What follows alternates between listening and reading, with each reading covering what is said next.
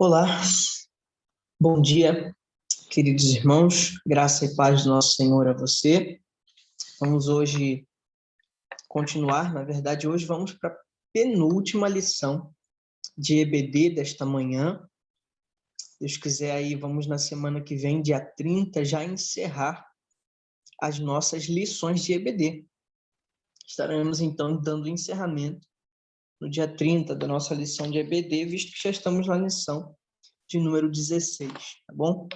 Mas hoje nós vamos continuar falando sobre a vinda de Cristo. Nós falamos aí na semana passada a respeito de alguns aspectos referentes à vinda de Cristo. Como você bem estudou, a segunda vinda do Senhor é certa. E aí, continuando falando aí sobre a segunda vinda de Cristo, na lição 16, sei que Jesus voltará. Quando? Não sei. Então, vamos tratar desse assunto nesta manhã, em 2 Pedro. Nós estamos aí em Pedro, em 2 Pedro, que vamos tratar, então, sobre esse assunto. Vamos, então, ao capítulo 3, de versos 10 a 18. E eu vou ler para que você acompanhe, para que possamos, então, estudar a nossa lição de EBD. Assim nos diz: contudo, o dia do Senhor virá como ladrão, no qual os céus passarão com grande estrondo, e os elementos, queimando, se dissolverão, e a terra e as obras que nela há serão descobertas. Se todas essas coisas serão assim destruídas, que tipo de pessoa deveis ser? Pessoas que vivem em santidade e piedade, aguardando e esperando ansiosamente a vinda do dia de Deus. Por causa desse dia, os céus se dissolverão em fogo e os elementos ardendo derreterão. Nós, porém, segundo a sua promessa, aguardamos novos céus e nova terra, nos quais habita a justiça. Por isso, amados, enquanto aguardais essas coisas, esforçai-vos para que sejais achados em paz por ele, imaculados e irrepreensíveis. Considerai como salvação a paciência do nosso Senhor, assim como nosso amado irmão Paulo também vos escreveu, segundo a sabedoria que lhe foi concedida. A exemplo do que faz em todas as suas cartas, falando acerca dessas coisas, nas quais há pontos difíceis de entender, os ignorantes e inconstantes distorcem, como fazem também com as demais escrituras por sua própria destruição. Portanto, amados, sabendo disso de antemão, guardai-vos para que não sejais desencaminhados pelo engano de homens sem princípios, vindo a perder a vossa firmeza. Antes, crescei na graça e no conhecimento do nosso Senhor e Salvador Jesus Cristo. A ele seja dada a glória, agora e na eternidade. Amém. Então, aqui nós temos a conclusão, tá bom? Nós temos, são as últimas palavras do apóstolo Pedro antes de encerrar a sua carta. Então, vamos tratar disso hoje, sobre esse encerramento. Ele continua falando sobre a vinda de Cristo. Mas aí eu quero que você veja comigo que o texto está nos falando aqui, nos trazendo, em primeiro lugar, uma ênfase ao fim dos tempos, está nos trazendo uma ênfase sobre a volta de Cristo e como que Pedro nos revela que o universo será destruído por inteiro. Então, precisamos ver que esse texto nos fala sobre o julgamento dos ímpios, assim como os que são de Cristo serão aqueles que aguardarão ardentemente a vinda do Senhor. E esse texto fala que nós utilizamos muito desse texto, né, em diversas vezes para falar da vinda de Cristo, e aí falamos que a vinda de Cristo será como um ladrão, porque você não aguarda a vinda de um ladrão, mas é justamente para o entendimento dessa surpresa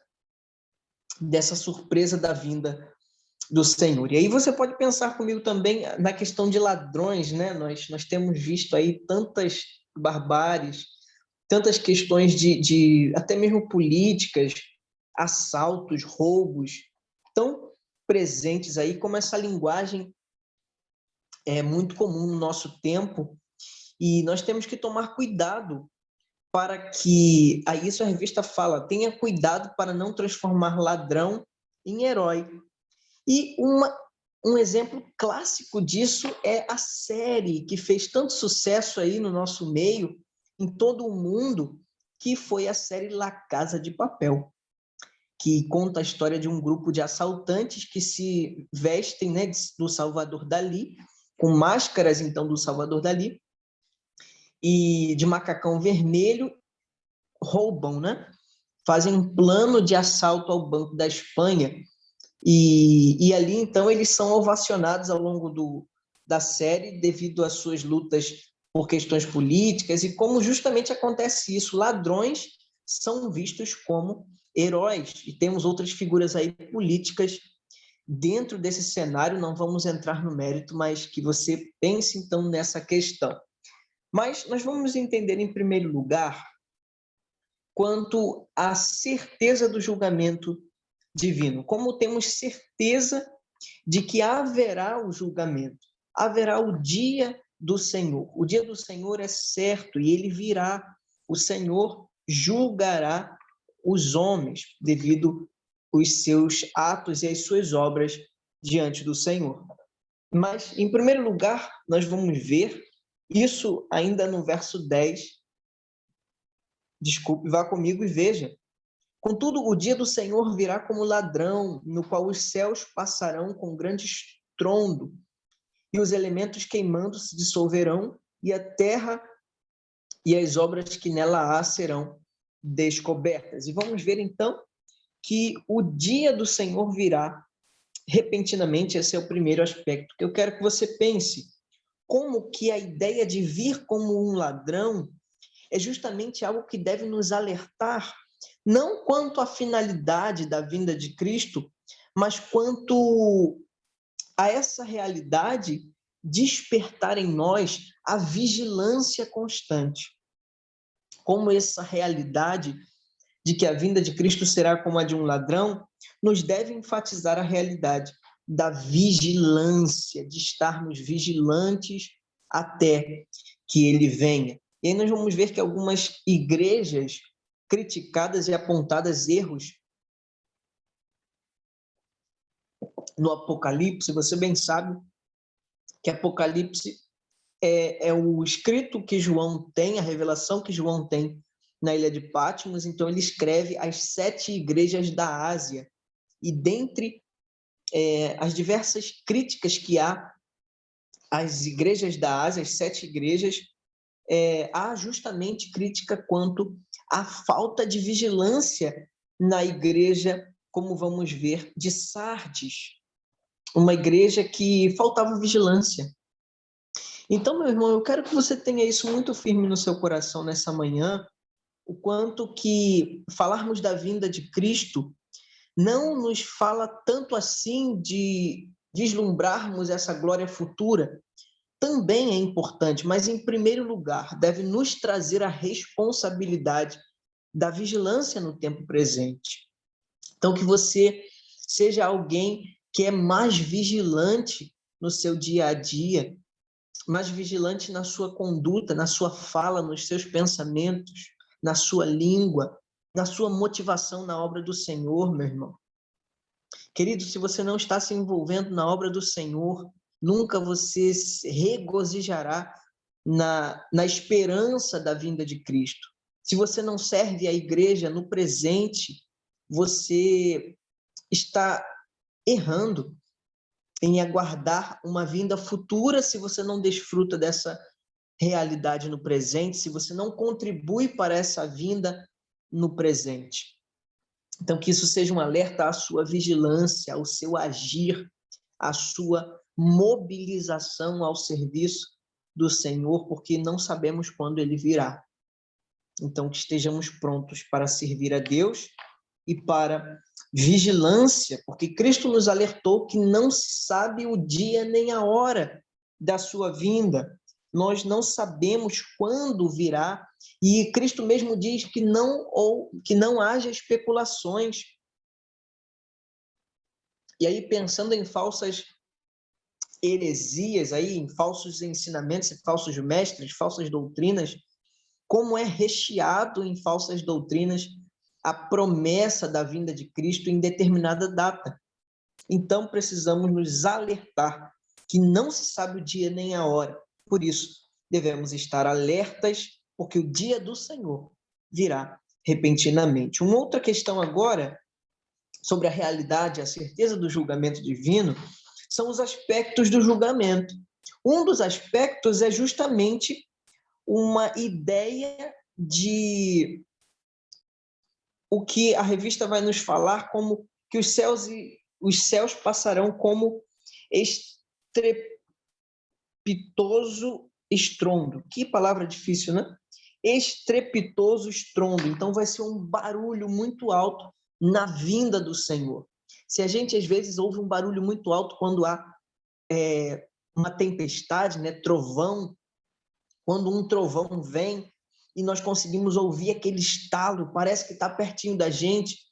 Se trovões nos fazem isso, imagine a vinda gloriosa de Cristo Jesus, como será glorioso. Mas aí nós vamos ver que a realidade do céu se refere ao visível e físico universo do espaço interestelar e intergaláctico. E aqui é uma referência justamente à realidade celeste, à realidade acima dessa nossa realidade natural e como precisamos entender essa realidade. Mas vamos ver que o verso 7 nos fala justamente dos elementos sendo desfeitos, dos elementos sendo destruídos, sendo realmente desfeitos, quebrados.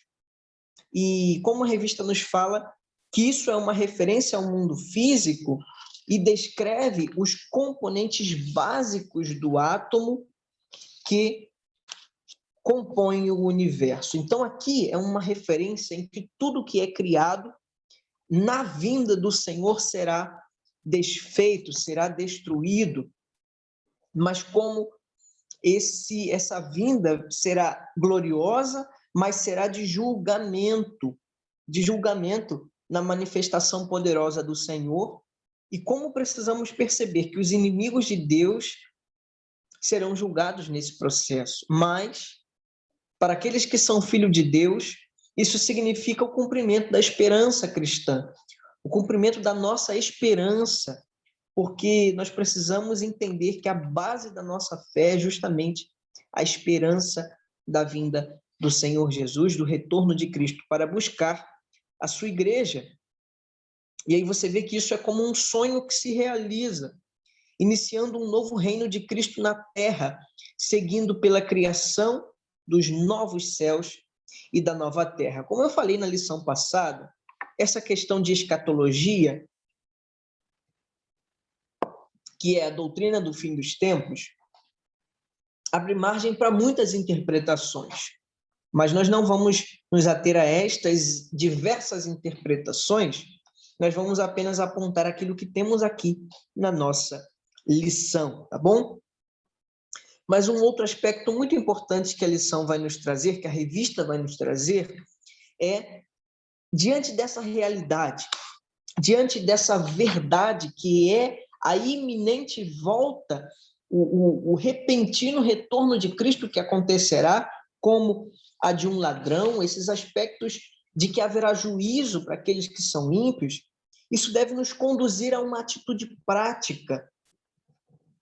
E veja você que, em segundo lugar, agora vamos pensar em viver em uma antecipação do retorno de Cristo. E vamos ver, então, como agora, em 2 Pedro, essa finalização, esse encerramento, nos leva a pensar nessas atitudes que temos que tomar como pessoas que sabem e que se antecipam da vinda do Senhor Jesus. E aí vamos ver uma perspectiva eterna que o texto vai nos falar, que diz assim: visto que todas as coisas hão de ser desfeitas, então nós vemos, como falamos anteriormente, a aniquilação, a destruição do universo, e os cristãos, então, devem ser tais como os que vivem em santo procedimento e piedade. Foi como eu falei, se a sua vida, meu irmão, não está alinhada à palavra, se você não vive em santidade, em bom procedimento, em piedade, mas alega aguardar a vinda do Senhor Jesus, há um erro na sua conduta. Porque se você aguarda a vinda gloriosa de Cristo, o reino perfeito do Senhor, e não vive de acordo com os padrões desse reino, pode ser que você esteja apenas falando, mas não vivendo os princípios do reino de Deus.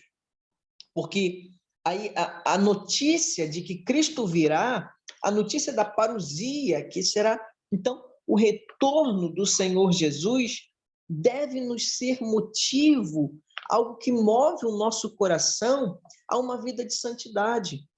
Se você não vive uma vida de santidade, meu irmão, é um possível sinal de que você não aguarda tão ansiosamente assim o retorno do Senhor Jesus para buscar a sua igreja. Então, um bom sinal de que você está aguardando o retorno glorioso do Senhor é se você está vivendo uma vida em santidade.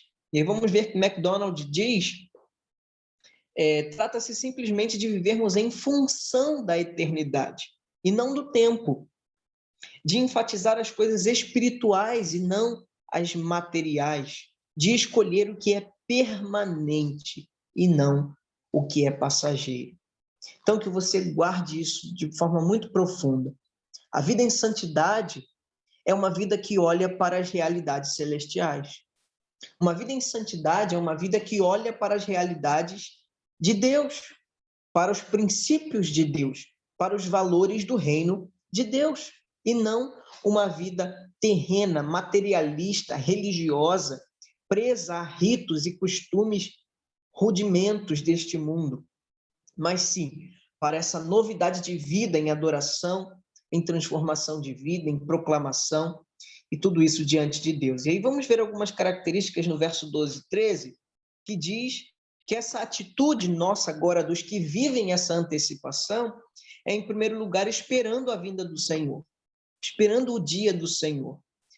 Portanto, os cristãos devem aguardar ansiosamente a vinda do Senhor. Eu desafio você, dia após dia, em ansiar pela vinda de Cristo, aguardar a vinda do Senhor, dia após dia, sabendo que Cristo virá a qualquer momento. Então, que você esteja pronto, esteja em processo de santificação, adoração e proclamação para o glorioso dia da vinda do Senhor. Mas aí você vê que há uma atitude nossa que possivelmente venha a apressar a vinda de Deus. Isso no verso 13, e aí nós temos duas concepções diante dessa realidade que Pedro vai nos anunciar, de como podemos, então, ter essa atitude de esperar, na verdade, de apressar a vinda de Deus. A primeira ideia seria a de que podemos apressar a vinda de Cristo, antecipar a vinda, através do empenho evangelístico, da evangelização de toda a terra, de todo mundo. Então, ide por todo mundo, pregar o evangelho a toda criatura, foi a grande comissão, e algumas pessoas entendem, então, que esse é o significado, de que através da evangelização da igreja, da expansão do reino de Deus, de vidas sendo transformadas, pessoas se convertendo, após isso, então, haverá o fim, haverá o retorno do Senhor Jesus, a vinda de Cristo. Então, seria um empenho para o evangelismo. Alguns outros entendem que esse sentido não é tanto para evangelismo, mas é como a ideia de uma ardente atitude, é como um desejo ardente da vinda de Cristo, uma esperança, uma expectativa firme no coração quanto à vinda de Cristo. Seja esse texto falando quanto à evangelização, seja quanto à ardente expectativa, que nós venhamos a obter as duas, que venhamos a ter um coração ardente pela vinda de Cristo, mas que venhamos também a ter uma atitude de proclamação, de adoração, de evangelização em todo o mundo para o retorno do nosso Salvador. Uma outra atitude é que nós esperamos um novo céu e uma nova terra. A nossa esperança é que Deus criará um novo universo. E o termo novo significa como uma nova qualidade, como um caráter diferente, nos quais habita justiça. A justiça será permanentemente presente. Então, é justamente uma ideia de uma renovação, de uma transformação de todas as coisas, tudo aquilo que é corrompido, que é sujo, que é corrupto, que é contrário, que é terreno, que é carnal, que é passageiro, que não tem realidades transcendentes de glória, ideias de transformação, de novidade, de poder, de majestade, de santidade. Tudo isso será prevalecido.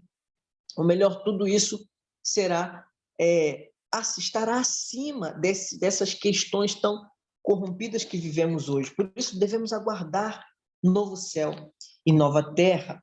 Mas não só tudo isso que falamos agora seria essa perspectiva eterna de aguardar, de ansiar, de evangelizar para a realidade da vinda de Cristo, mas também essa antecipação do retorno de Cristo deve nos conduzir à paz interior. A paz interior, uma paz que se refere a um relacionamento sadio com Deus.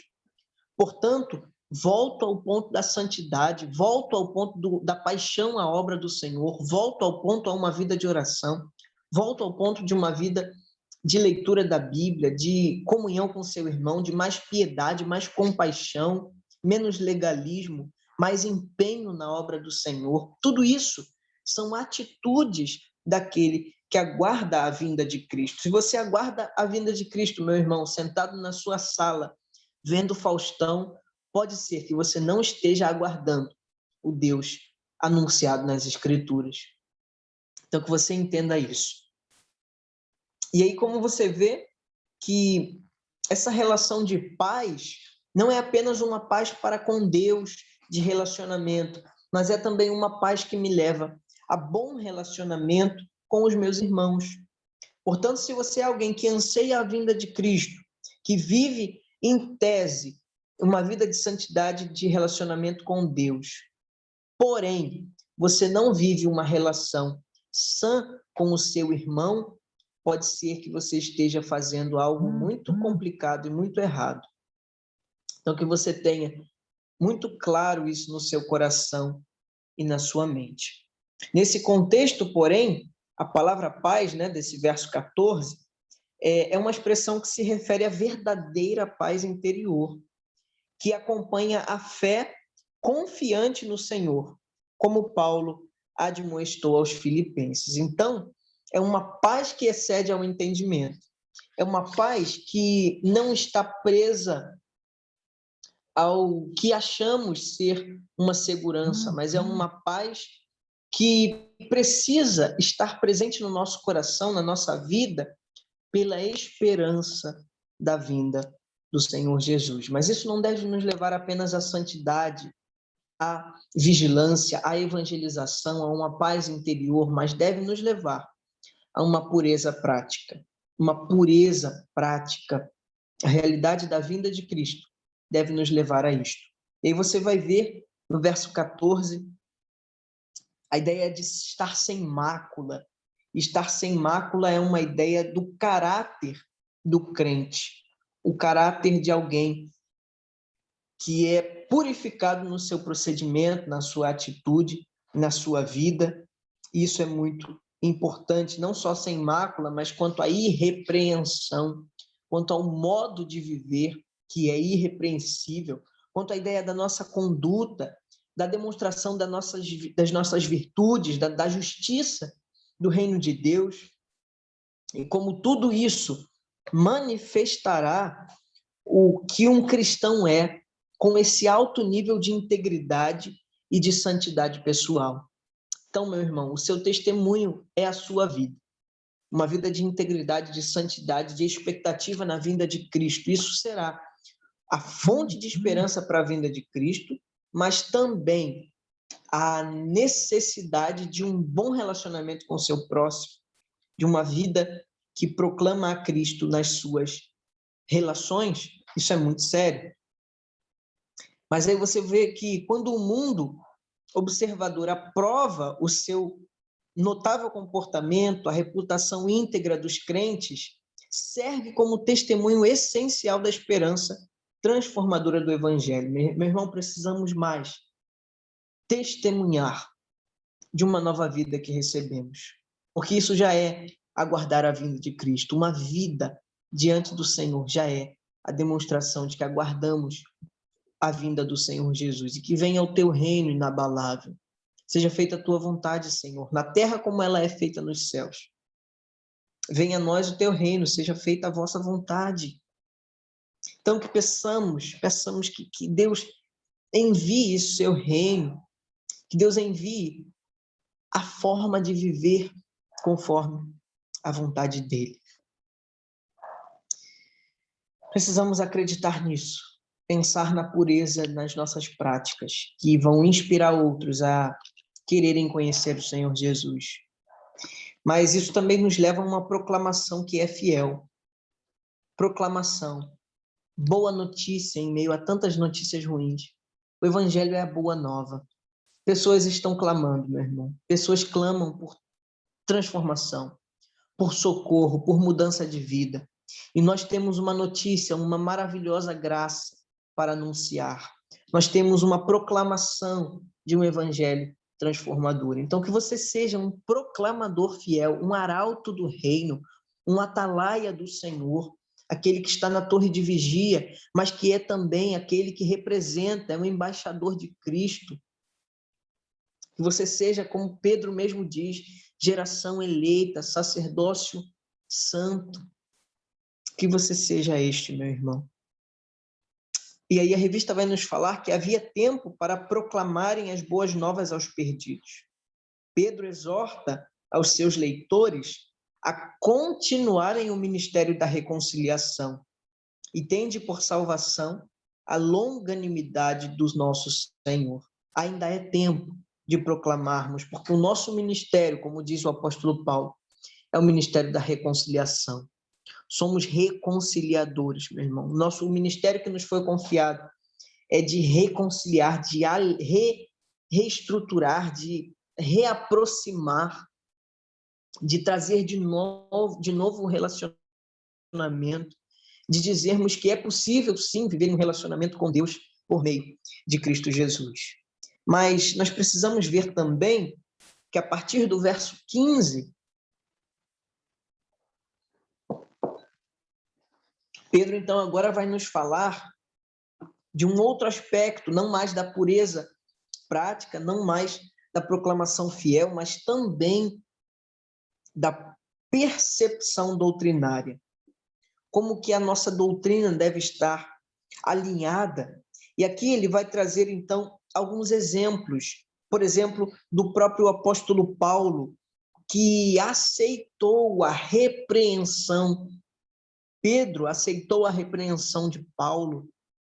Isso em Antioquia, em Gálatas 2, quando Pedro estava, então, querendo anunciar aos judaizantes, e ele dizia que não se podia misturar gentio com judeu, mas ele mesmo estava, num momento ali, comendo com eles, e o testemunho falso, então, e o apóstolo Paulo, então, o exorta em Antioquia, mas como ele foi alguém capaz de aceitar a correção.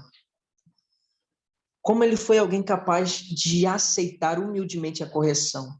Meu irmão, se você é alguém que não aceita a correção, se você é alguém que não é humilde para ouvir correções e exortações, pode ser que você não esteja aguardando muito a vinda de Cristo. Porque aquele que aguarda a vinda de Cristo tem uma percepção doutrinária certa. é alguém que está humilde para ser corrigido.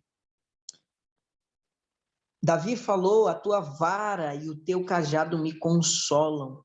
A repreensão do Senhor é aquilo que deve nos trazer de volta ao caminho. E se você não sente que a repreensão ela te instrui, talvez você queira apenas ser controlador das circunstâncias e não alguém que está humildemente diante da presença do Senhor.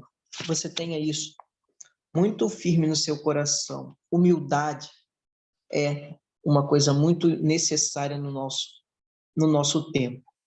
Mas aí nós vamos ver que, além disso, além de aceitar correções sem ressentimentos, nós precisamos entender que aqui o apóstolo Pedro está falando sobre verdades difíceis de entender. Por isso que precisamos do Senhor.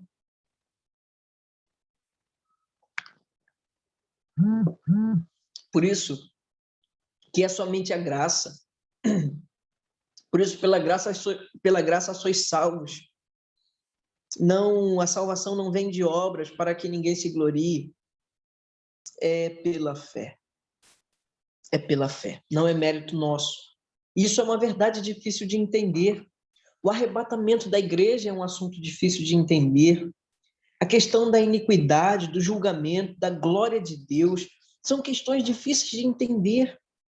Mas nós vamos ver que Pedro está falando aqui que são realidades difíceis de interpretar. Isso se referindo aos escritos de Paulo, como existem coisas difíceis de entender realmente. E aí a revista vai nos falar que, ao usar essas palavras, Pedro não está dizendo de maneira alguma que os ensinamentos de Paulo são impossíveis de entender. Pelo contrário, ele reconhece que alguns são mais complexos do que outros.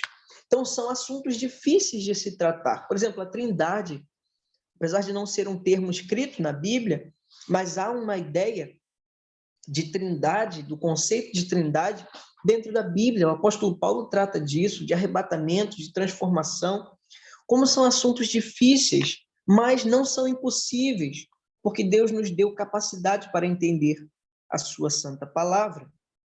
Mas é aí que devemos pensar, então, em como há deturpações do evangelho. Por isso a necessidade da pureza doutrinária. Por quê? Porque existem deturpações, porque existem transformações do evangelho. E esses assuntos complexos, que alguns não dominam, é chance para falsos mestres virem com oportunidades de falsos ensinos, com oportunidades ignorantes e instáveis dos falsos mestres, como nos aponta o próprio apóstolo Pedro. Então, precisamos ver que, por causa da ação para distorcerem as escrituras, os falsos mestres estavam simultaneamente garantindo a sua própria destruição. Então, como que precisamos ter uma percepção certa quanto à doutrina? Percepção certa da doutrina em agirmos humildemente diante da correção, em agirmos entendendo que há verdades difíceis de entender, há conceitos difíceis de entender, mas Deus nos deu graça para entendê-los. E, entendendo eles, devemos combater os falsos ensinos, mas também a correção, o entendimento certo das doutrinas nos conduz a tomar cuidado com os insubordinados. Isso é muito sério. Por quê? Insubordinado, meu irmão, é literalmente aquele que não tem lei, que não tem costume, que não tem hábito, e que há um sentimento de corrupção moral, traço do caráter predominantemente dos impostores espirituais. Então, meu irmão, a insubordinação à sua liderança, a insubordinação à palavra de Deus, às doutrinas do Senhor, são atitudes de um falso discípulo, de um falso mestre, ou melhor, de um falso crente, mesmo realmente aquele que está vivendo uma outra realidade, mas não a realidade do evangelho. Portanto, precisamos estar sob a liderança do Senhor, subordinados ao Senhor. debaixo da ordem, subordinados ao Senhor, e não como aqueles que são insubordinados, rebeldes, mas que o Senhor nos conduza a uma vida de humildade, não de soberba, não de insubordinação, rebelião, falso ensinamento. Precisamos ter isso muito forte no nosso coração. O temor de Pedro não era que os crentes perdessem a salvação, mas que deixassem a estabilidade doutrinária e a confiança da verdade. Tudo isso são momentos que a gente percebe em como podemos nos desviar do caminho certo, sendo insubordinados, não esperando ardentemente o retorno de Cristo, não vivendo em santidade,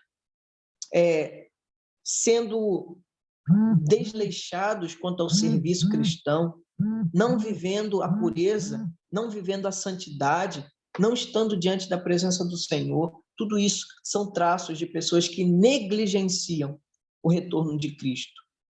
Então, por fim, nós vamos ver que a conduta certa daquele que aguarda a vinda de Cristo é progredir espiritualmente. Progredir, crescer espiritualmente. Crescimento, agora é o último assunto que o apóstolo Pedro vai tratar em sua carta. Crescimento espiritual. Você deve crescer, meu irmão. Se você está da mesma forma hoje que você estava um ano atrás, tem algo errado, que você não está crescendo espiritualmente. A vida cristã consiste em ficar conhecendo numa profundidade cada vez maior o Senhor e Salvador de forma inesgotável. Conhecer ao Senhor cada vez mais, conhecê-lo e fazê-lo conhecido. Crescer em intimidade, crescer em graça, crescer em conhecimento diante do Senhor. Crescimento, progresso espiritual. Crescer na graça e no conhecimento. Crescer na graça é ter experiência diária com a graça do Senhor, recebendo as dádivas que Ele nos pode trazer. E crescer na graça nos fala de duas coisas importantes: consagração de vida, vida consagrada diante do Senhor, uma vida entregue ao Senhor, uma vida governada por Cristo, uma vida que anseia o retorno de Cristo e, por anseiar a volta, vive em santidade.